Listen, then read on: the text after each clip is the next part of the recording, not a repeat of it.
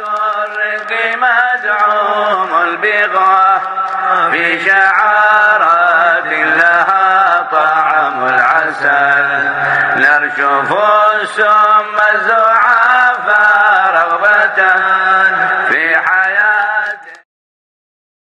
الرحمن الرحيم. اللهم صل وسلم على سيدنا محمد وعلى آل سيدنا محمد ورضي الله تعالى عنكم أجمعين. نواصل درسنا في فقه التحولات من كتاب نبذة النبذة للعلامة المفكر الحبيب أبي بكر بن علي المشهور، نفعنا الله تعالى بعلومه في الدارين آمين. Kama kawaida tuanza na ile swala ya Mtume sallallahu alaihi wasallam. Allahumma salli ala sayyidina Muhammadin al-ma'mun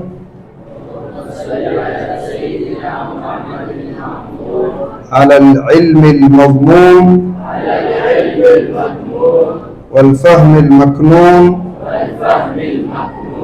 min sirri al-kafi wan-nun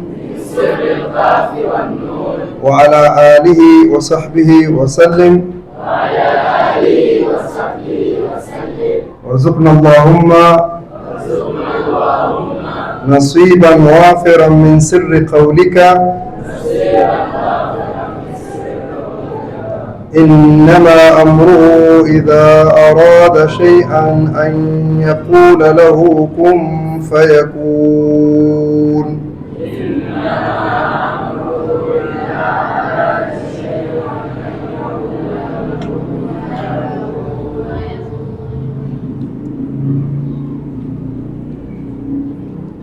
المحاضرة الرابعة تصوم العلوم الخمسة في فقه التحولات. فقه التحولات imegawanyika vigawanyo vitano. Hivi vigawanyo ni mada kubwa sana kila kigawanyo, lakini leo tutagusia tu zaidi, tutatoa mifano kwenye vigawanyo viwili peke yake. Kwa sababu hii vigawanyo vitano ndio fiqh tahawulat yote. Hivyo ni kila moja ni mlango mpana sana, na kila moja ina nusus, yani hadithi nyingi sana za kushiria. Lakini kabla ya tuende katika al-ulum al-khamsa fi fiqh tahawulat, tutajikumbusha kidogo tulisoma alamatu saa zagawanyika mara tatu: al-kubra, al-wusta, as-sughra. Tukasema sughra zajirudia, ni vitu vidogo vidogo vya sheria, alama ya kiyama, lakini zinarudi katika marhala tofauti tofauti. Zaweza kupatikana zamani na zaweza kupatikana pia akhiri zamani, lakini wusta inaanza kutumilizwa Mtume sallallahu alaihi wasallam na mwisho wake ni kudhihiri alamatul kubra. Na alamatul kubra tumesema mwanzo wake ni dhuhurul mahdi, kisha inafuatia baada ya al-mahdi marhala ya kudhihiri dajjal, kisha nabii Allah Isa, kisha itafuatia mbele huko kina Yajuj wa Majuj. Hizo ni alama kubwa kubwa. Kisha kutashikwa mwezi na jua sana, al-khusufatu thalatha. Kisha kutakuwa na ule mnyama ad-dabba. Kisha kutakuwa na ile moto an-naru hashira. Itaendelea alama hizo mpaka kutatoka jua kutoka maghrib badala ya kutoka mashriq.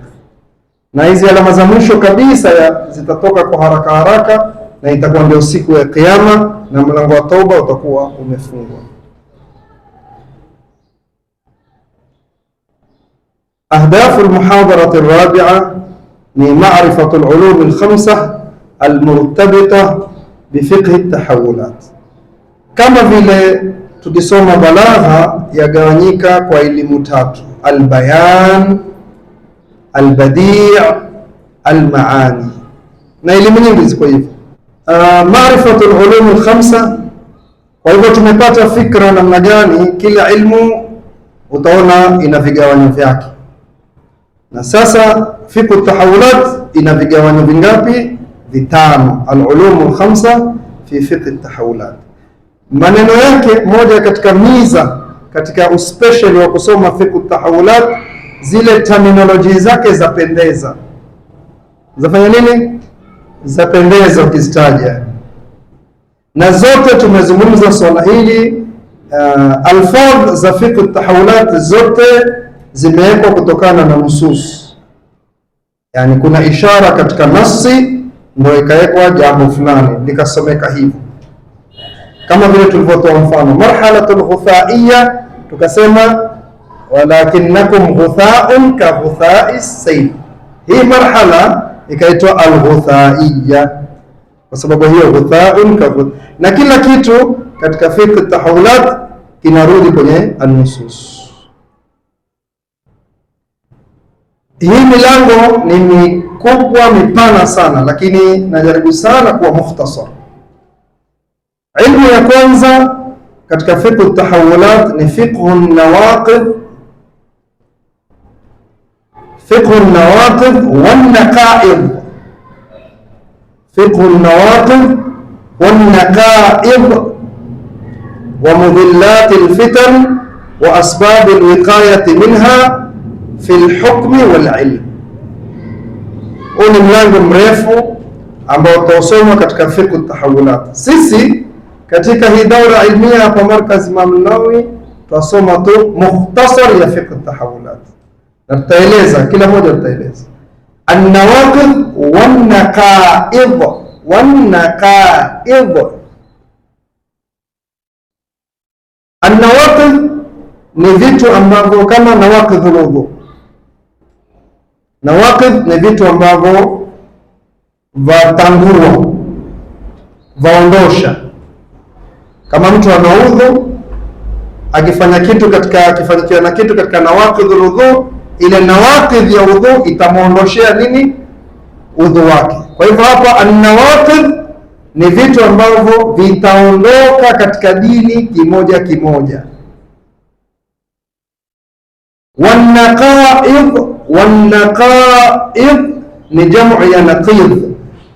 Naqidh ni kuondoka kitu katika nawaqidh, kuletwa badali kwenye dini, badali yenyewe sio, haiko sawa kama kile kilichoondoshwa.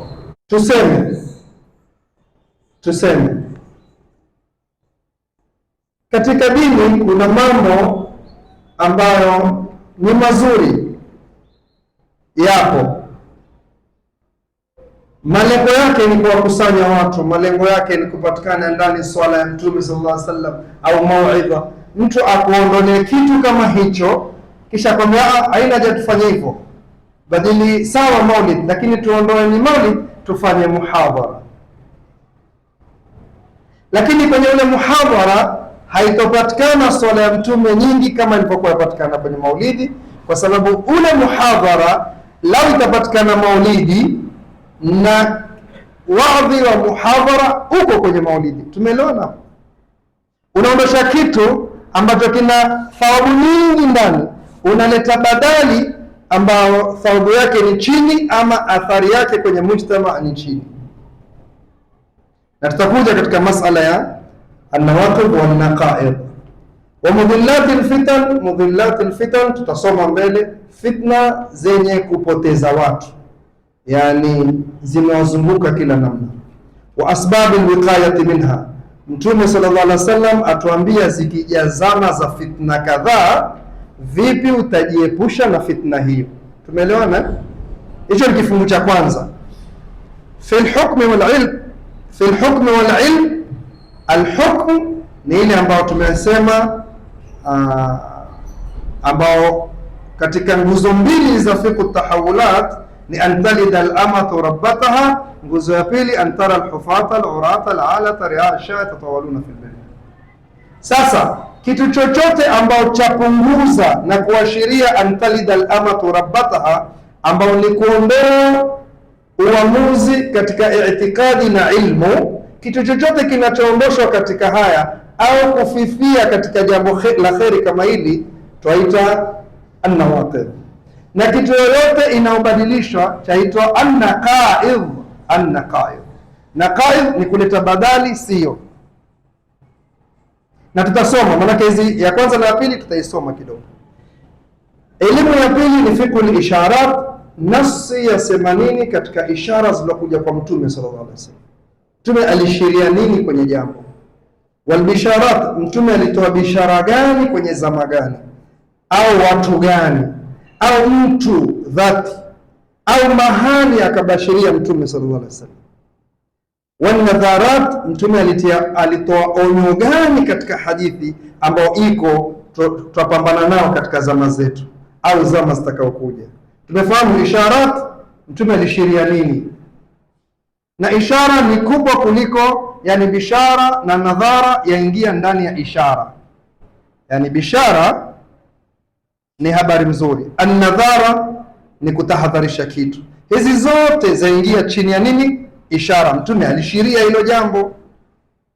Walhasanat, Mtume alitushiria nini katika jambo ambalo litakuwa limehifadhika, ima jambo au mtu au pote fulani ambalo litakuwa hilo pote liko kwenye salama, katika hadithi zake Mtume sallallahu alaihi wasallam.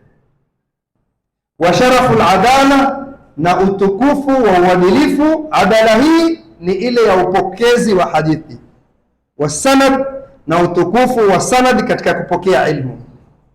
Yani wakati Mtume sallallahu alaihi wasallam ameshiria kutakuja fitna kadhaa, akatuambia tushikane na lipi, na hilo la kushikana twalitoa wapi?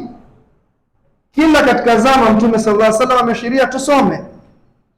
Tusome kwa nani? Tusome kwa waadilifu wenye sanad, walopokea ilmu hiyo bila ya kwenda jongo jongo mpaka kwa Mtume sallallahu alaihi wasallam. Kwa hivyo katika hii kifungu cha pili ni kifungu kikubwa ambao chaelekeza kuhusu sharaful adalati was sanad, umuhimu na utukufu wa kutukua ilmu kwa mtu mwadilifu ile ilmu yake, au chuo ambao kina uadilifu ilmu yake na kina sanad mpaka kwa Mtume. Sio mtu Mtume sallallahu alaihi wasallam, sio mtu anasoma hohehae njiani kona kona, wewe ndio umshika wasema huyu ndio shekhi wangu, utapotea naye. Tumeelewana hapo? Ya tatu, fiqh almustajaddat alulum alnadhariyya wa tatbiqiyya. Kufahamu almustajaddat. Mustajaddat ni vitu vipya ambavyo vimekuja vikazuka, ima kielimu au kimtandao na teknolojia,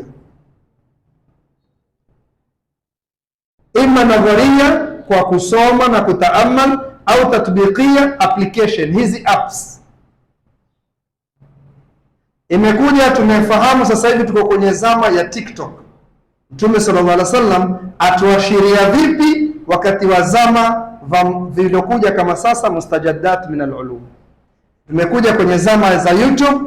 Dini yasemaje katika matumizi ya YouTube? Lazima urudishe kila kitu kwenye sharia. Sheria yasemaje? Tumeelewana? Tutatumiaje? Kwa nini kwa kutokea hizi vitu? Kwa nani wazisukuma hizi vitu? Kwa nini mtu afikirie aweke kitu ambacho kimeleta fitna kila mahali? Wa atharuha salbiya wal ijabiyya, na athari yake, negative zake na positive zake katika utumiaji wa teknolojia, ima devices, smartphones na mfano wake, tablets na nyingine, na athari yake ya kuathiri vipi hiyo, uzuri wake, ubaya wake. Mfano, hii dars sisi turekodi ni kupitia teknolojia, microphone tutumia wireless na mfano wake, itarushwa kwenye YouTube. Tutumia mustajaddat min alulum, teknolojia, sio? Lakini tuitumiaje? Na mwingine pia hiyo YouTube, hapa kuna dars, next kuna mambo mengine yafanyika, kule kuna mambo mengine, huku kuna nyimbo ambazo si mzuri, huku kuna kasida mzuri. Sasa tuwaelekeze generation yetu tutatumiaje hii mitandao. Na mustajadat min al-ulum, mustajadat manake new, vitu new. Min al-jadid, mustajadda ay min al-jadid. Wal-i'jaz al-ilmi, na i'jazi ya Qur'ani na hadithi za Mtume sallallahu alaihi wasallam. Baada ya teknolojia zote utakuta Mtume sallallahu alaihi wasallam ameshiria jambo ambao hata teknolojia zimeshindwa kumfahamu Mtume sallallahu alaihi wasallam, zimeshindwa kuishinda Qur'ani. Thumma rji'i al-basara karratayn yanqalib ilayka al-basaru khasi'an wa huwa. Mungu Subhanahu wa ta'ala anasema mtaka kuangalia huko solar system, pelekeni, mtapeleka, mtaweka ma telescope, periscope, nini, satellites, kila kitu. Yanqalib al-basar, al-i'jaz. Bado mtaona, bado Qur'ani iko mbele yenu. Sanurihim ayatina fi anfusihim wa fil afaq hatta yatabayyana lahum annahu al-haq.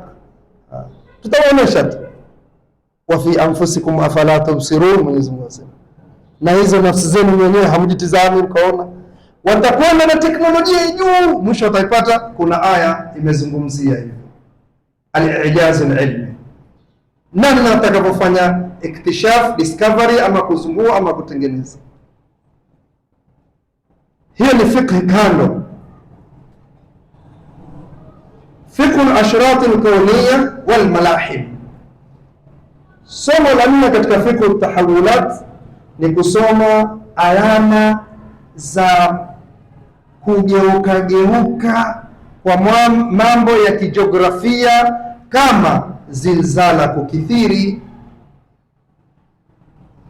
kama corona kuingia ulimwengu mzima, earthquakes kuzidi, volcano, moja volcano ile eruption, mvua mingi, alafu haileti faida ya mimea na mavuno. Vipi mvua nyingi alafu hatuvuni kitu? Vipi? Hizi ni al-ashratul kauniyya, mambo ya kilimwengu, ulimwengu wenyewe unabadilika hivi. Wal malahim, na vita. Fiqhul malahim, mbona kuna vita? Haijakaa vizuri Iraq, Afghanistan yapigwa. Haijakaa vizuri kidogo, huyo mwingine naye amefanya hivi, mwingine amepigwa, huyo amebanduliwa, huyu thaura, huyu revolution. Kuna nini?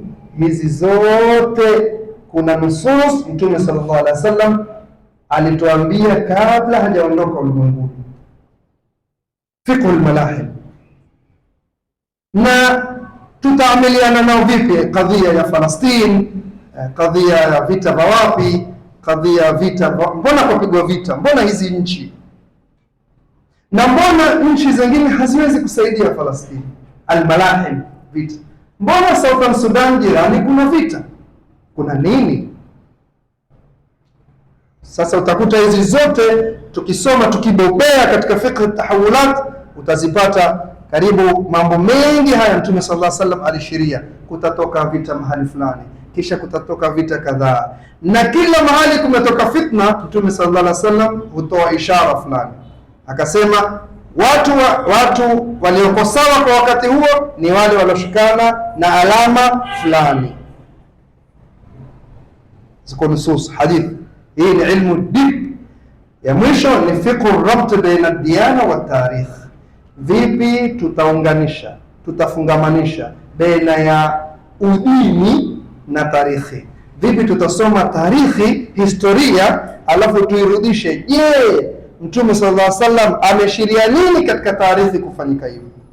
Hapa tutasoma tarikhi kuanzia mfano alipoumbwa tu Adam, Sayyidina Adam.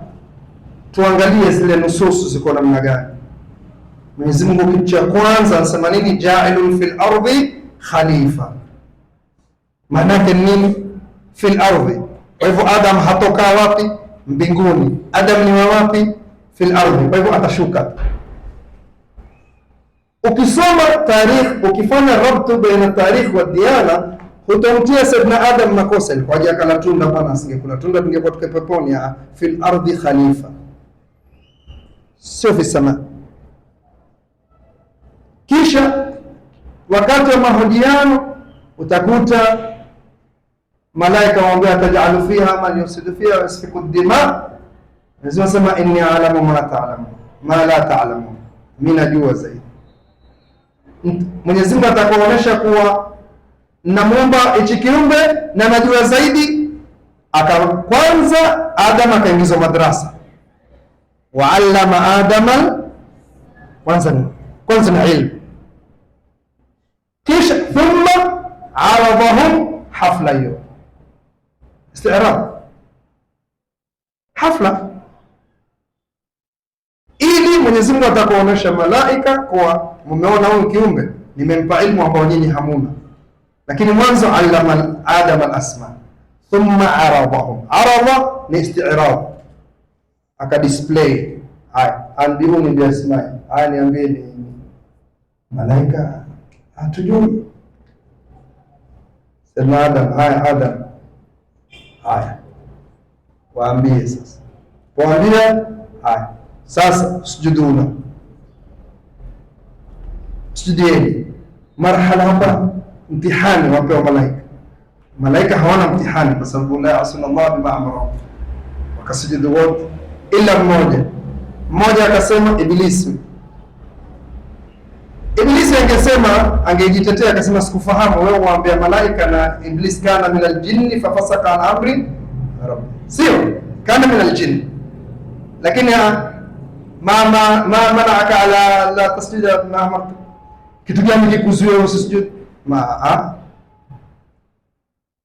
Khalaqtahu min tin wa khalaqtani min nar, mimi niumba na moto, ye asili yake mimi ni moto bora, ye mdongo kwa udongo sio bora kuliko mimi, kwa hivyo simsujudii. Tumeelewana? Sasa ukisoma rabtu tarikh baina tarikh wa diyana, utafahamu tarikhi Saidna Nuh na yule mtoto wake, utaelewa na utaelewa vita vimeanza wapi, kama za Saidna Adam na Iblis, atakumtoa peponi. Yote itajua atakuja duniani, lakini Mwenyezi Mungu Subhanahu wa Ta'ala atakakutuonesha haya mambo nimeyapangilia namna hii, na huyu ni aduu lakum, huyu ni adui Iblis, na nyinyi watakaturudi kwenye madrasatul abawiyya, madrasa ya baba yetu Adam. Na kuna wengine katika binadamu watakuwa kwenye madrasatul ananiya al-iblisiyya. Wajua ananiya, Ibilisi ndio anasema ana khairum min, hiyo ana, mimi bora, mimi ndio hivi, mimi huwezi kuniambia mimi. Marhaba, tutakwenda kwa haraka, tutashika tu an-nawaqid wal-naqa'id kidogo, na mudhillatul fitan, na ishara na bishara na nadhara na hasana, kwa mfano mmoja.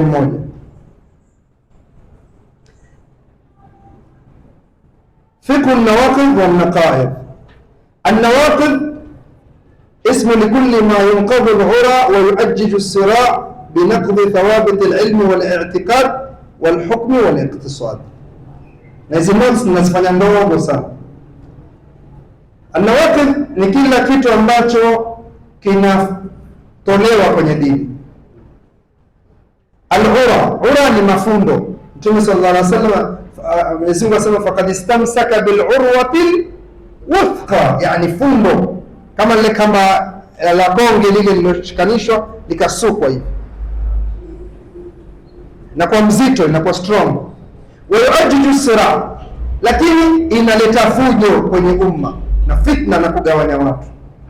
Binaqdi thawabit al-ilm wa al-i'tiqad, kwa kuondoa ima kitu katika ilmu ama itikadi, au al-hukm wal-iqtisad, au katika uchumi wa Kiislamu na uamuzi katika Waislamu. Naqaid ismu likulli mawqifin dhiddi, ni kitu chochote ambacho kinakuja kinyume. Mfano, yukhalifu al-amal ash-shar'i, inakhalifu sheria kikawaida ya sheria. As-sa'id iliyojulikana iliyoenea pale mahali, wayati bididdihi albatil, unaleta kitu ambacho ni kinyume na hiyo, alafu hakina msingi, au katika hoja hakina hoja, hoja yake si mzito. Mfano, umeingia wewe, umekwenda kwenye mji, jambo dogo tu, watu salatu subhi waleta bismillahi kwa kudhihirisha na waleta kunuti. Hizi zote zimethubutu katika nini? Katika sharia, na watu wako ala madhhabi Imam Shafi'i. Wewe ukiingia msomi sana, umeambia bismillah si kwa dhahiri na kunuti ondosheni, wewe sasa umekuja na naqidh, waondoshea watu kitu kimethubutu kwenye sharia, hata kama ni kitu pia cha thubutu kwenye sharia, lakini kwa njia ya kuleta fitna kwenye ule msikiti na kuugawanya. Na hii ndio zama zetu ambao tunaishi. Bali kuna watu wengine walikuja wakatoa mpangilio mpya, wakasema msikiti wowote ambao una mihrab, kile kibla ile mchongo wa kibla, msikiti wa Mtume hawakuwa na mihrab, zivundwe. Huyo mtu amekuja na naqidh. Hadithi ya Mtume sallallahu alaihi wasallam yasema, la tunqadhanna ura al-islami urwatan urwa, itafunguliwa fundo lile la Uislamu, fundo baada ya fundo, yani utakuwa weekend, utakuwa week ule Uislamu. Kullama nuqidat urwatun, kila kufunguliwa lile fundo, tashabbatha an-nasu billati taliha, watu wanashikilia ile nyingine, yani kamba mzito ikitolewa lile gamba la juu, watu wanashikilia ile kamba pale palipobakia. Awaluha alhukm, kitu cha kwanza kitawapotea Waislamu ni uamuzi wa kuhukumu. Watakuwa hawana hukumu Waislamu, hawana nguvu, hawapitishi jambo kiulimwengu, mahali popote, watakuwa wanakontroliwa kihukumu. Wa akhiruha as-salah, mwisho wake itakayoondolewa katika hizo ura al-islam za mafundo itakuwa nini? As-salah. Kwa hivyo baina al-hukm wa as-salah kumeondoshwa mambo mengi sana. Kumeondoshwa nini? Mambo mengi sana. Niwape mfano wa haraka. Zamani ilikuwa masomo, ilmu ni hii ya dini peke yake, na kazi zote ni hirfa, yani mtu anajifundisha kazi ya mkono, mwenye kulima ni hizi, yani carpentry, farmer, si ndio? Hizi kazi hizo. Kukaja shule, hatukuleta bala yoyote sisi, hatuondoshe madrasa, lakini shule wataingia watoto kuanzia saa 2 mpaka saa 6. Asli ya shule zamani ilikuwa ni misheni, yani Christian, kila kitu alama yao Christianity. Walikuja nao wazungu, hii taratibu ya kusoma hivi, kufanya hivi. Shule si haramu wala haina shida, lakini nawaambia vipi nuqdhat ura al-islam. Tuko hapo sasa. Kwa hivyo ile saa 2 ikachukuliwa mpaka dhuhuri, lakini asubuhi watoto wanakwenda kusoma dini, Qur'an, kisha wanakwenda shule wale wa zamani, kisha wanarudi saa 8 wanapumzika, asr pengine wanacheza, maghrib wanakwenda tena kusoma, ama asr wanakwenda madrasa, hivyo mpangilio hivyo. Haitoshi jamaa, dhuhuri hii saa 8 pia watoto kuwahifadhi na nini, ura al-islam. Kwa hivyo ile nafasi walikuwa wasome madrasa asubuhi ikachukuliwa asubuhi, lakini ilikuwa iko waweza kuanzia saa 8 kwenda madrasa kusoma, wakachukua na saa 8. Saa 8 tu nuqdat urwa, ndio hii saa 2 kuja wanakosa masomo ni mengi nini, warauke kidogo saa 1, saa 12, 11:30 nuqdat urwa, kisha si saa 10. Mpaka sasa hivi sheria yasema ni 10 kasrobo, lakini remedial, tunqadhu ura al-islam urwatan urwa. Imefika sasa hivi madrasa kuna time gani? Badili ilikuwa mwanzo ilikuwa ni asli, sasa hivi kuna nini? Wambakisha kidogo baina al-maghrib wal isha kidogo. Haitoshi. Jumamosi asubuhi tu candidates peke yake.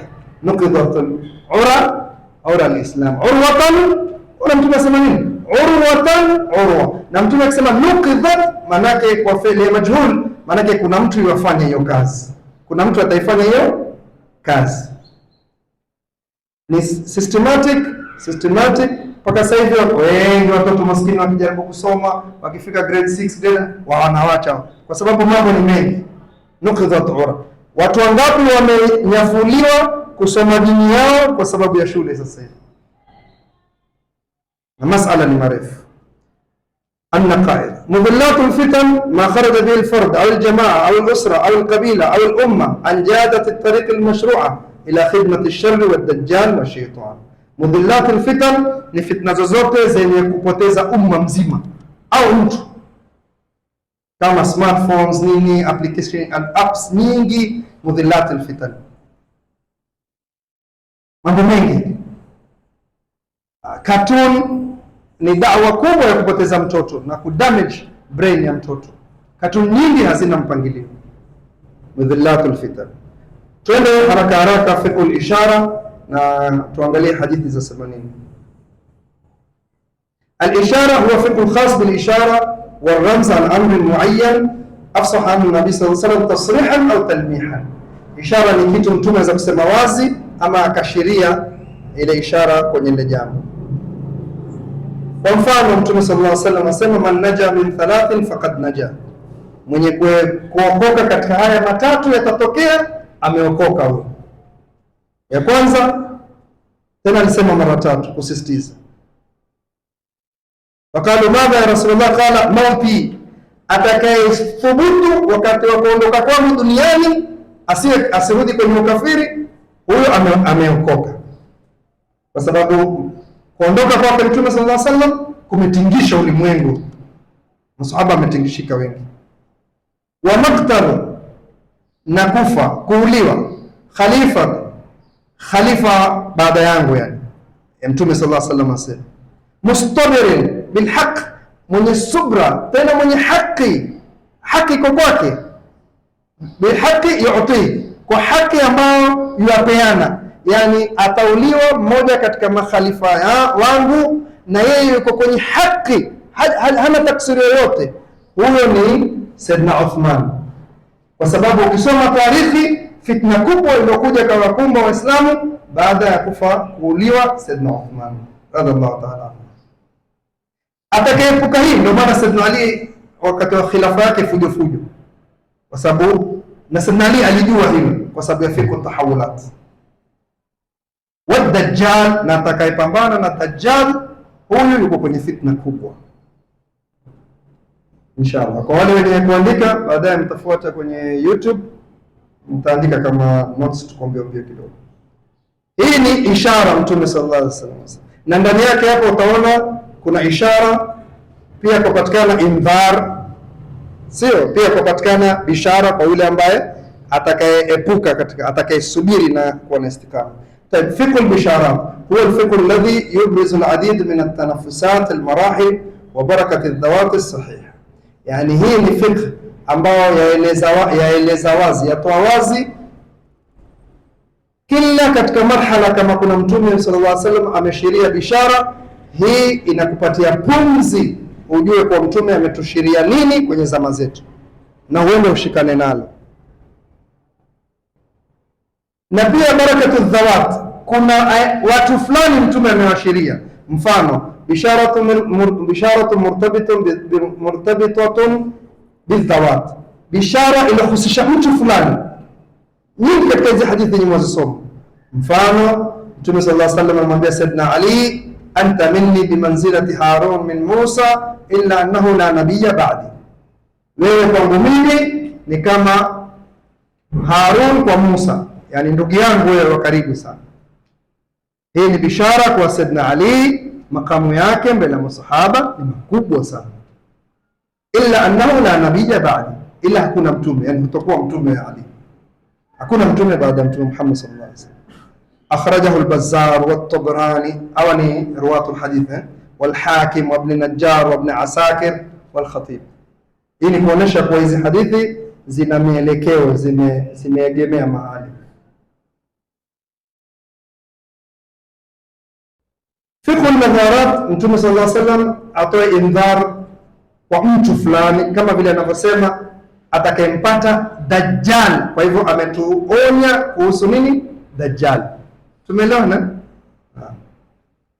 Walladhi yanusu ala khatarin qadim au sharrin mustatirin au karitha, yaweza kuwa ni janga, yaweza kuwa ni marhala, yaweza kuwa ni mtu, yaweza kuwa ni mahali Mtume anatuhadharisha tusende. Hadithi kama hizo. An-nadharat murtabitatun bidhawahir.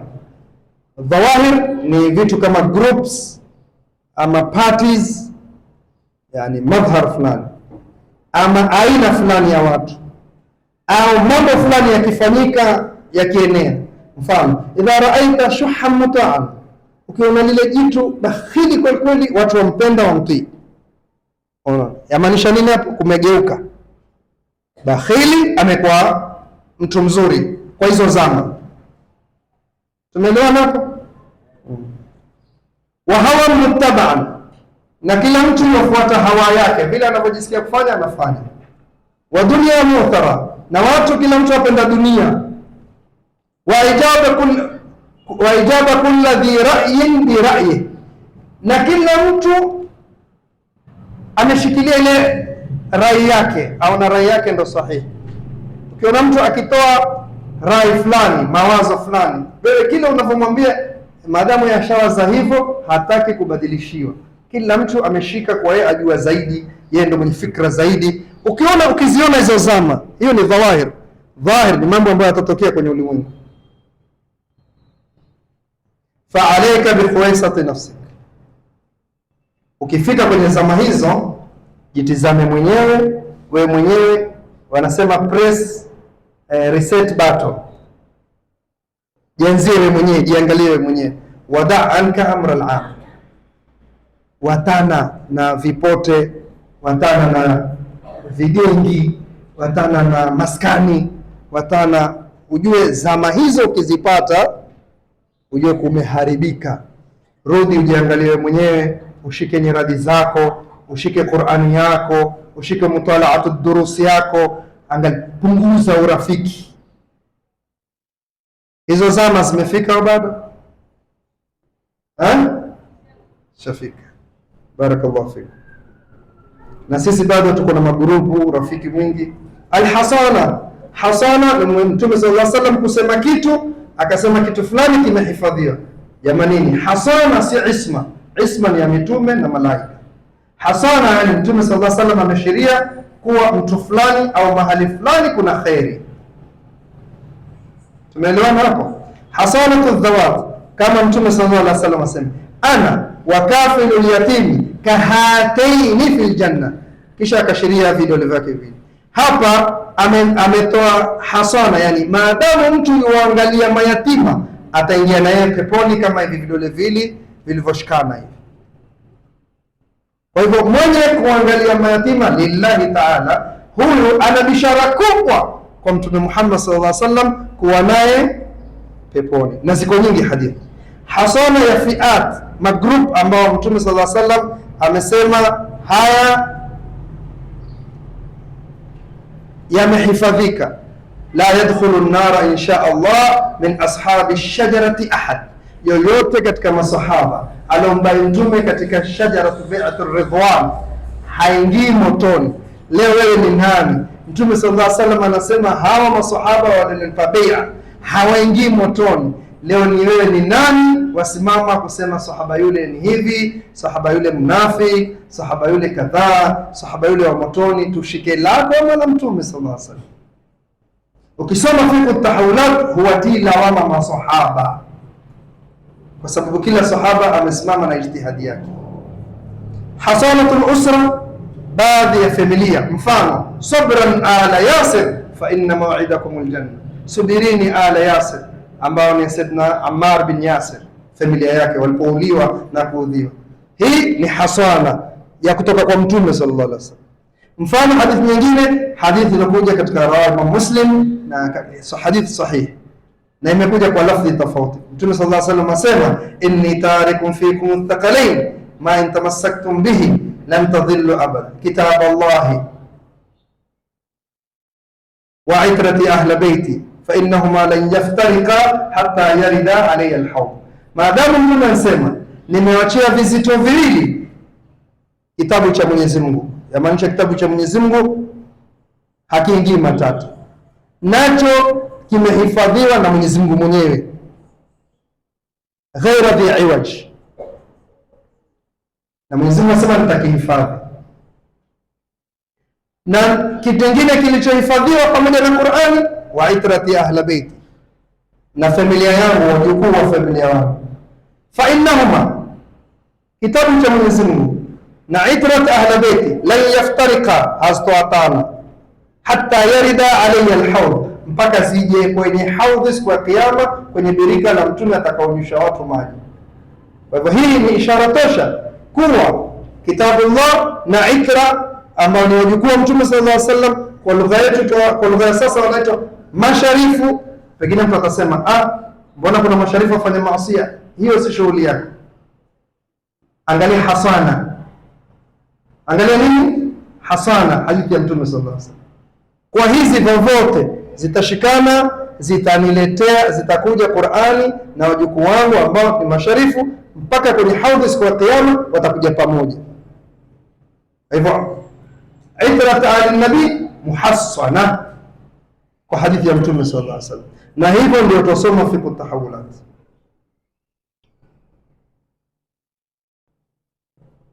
Mwisho kabisa tukimalizia sharaf al-adalati was-sanad.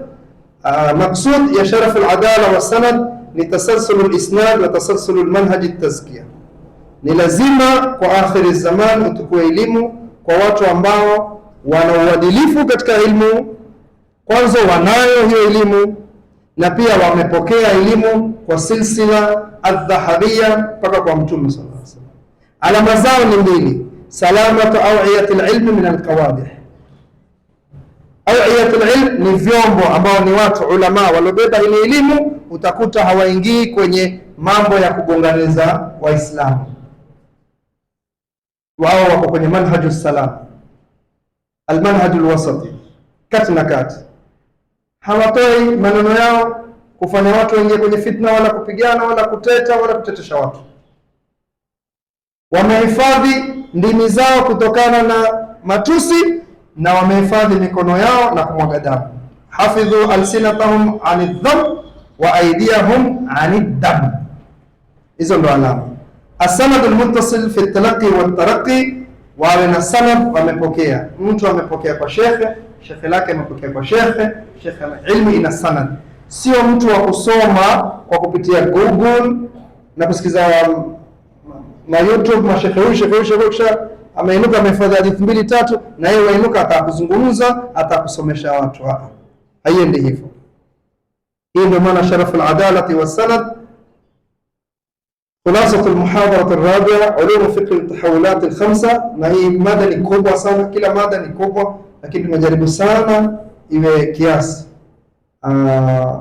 علوم فقه التحولات الخمسة: النواقض والنقائض tumezungumza, الإشارات والبشارات والنظارات والحصانات، علوم المستجدات من النظريات والتطبيقات، عشرات الكونية والملاحم، ربط التاريخ بالديانة. إن شاء الله Mwenyezi Mungu atubariki katika jalsa kama hii. وإلى حضرة النبي محمد المصطفى الفاتحة.